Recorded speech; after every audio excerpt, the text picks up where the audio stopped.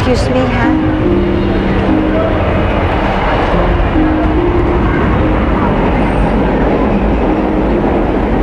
Sasali ka ba talaga sa Binibining Isla, Pilipinas? Nakiusap po kasi sa akin si Tita Yuri.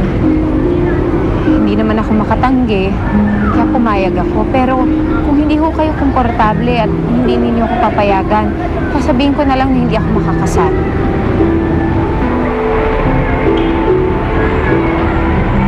May pagtatapat ako sa'yo. Alam mo ba, ngayong pagsali ko sa beauty contest, ang isa sa pinakamasayang parte ng buhay ko. Akala ko ba na kinasusok naman yun?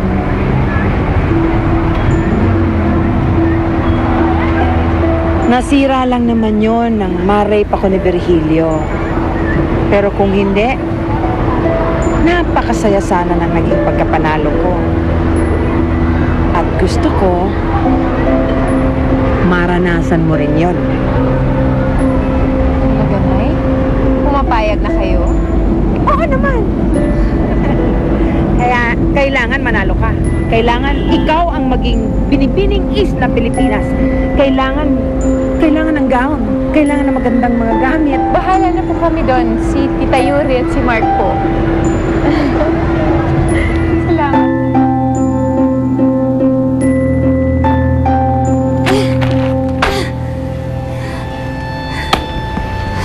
Dorcas? Bakit? Ano nangyari sa'yo? Basahin niyo ito, ma'am. Si Marta? Sasali sa Binibining Isla, Pilipinas? Lahat na lang po gusto niyang agawin. Inagaw niya sa akin si Mark. Tapos si Daddy. Ngayon, pati yung pangarap ni Rebecca, aagawin niya rin. Huwag ka mag-alala. Hindi ko ito hahayaan.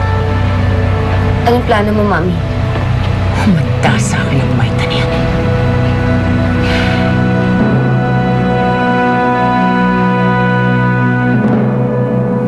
Ma'am, may naghahanap daw po sa inyo. Ha? Wala naman akong ibang appointment today, ah. Kailangan ko pa bang mag-set ng appointment para makausap ka, Madam Yuri? Let's all welcome the candidates for this year's Binibining Isla, Pilipinas! May isa pang candidate na humabol. Let's all welcome candidate number 24 from Makati City, Miss Dorcas Rivas. Ang nakaraan mula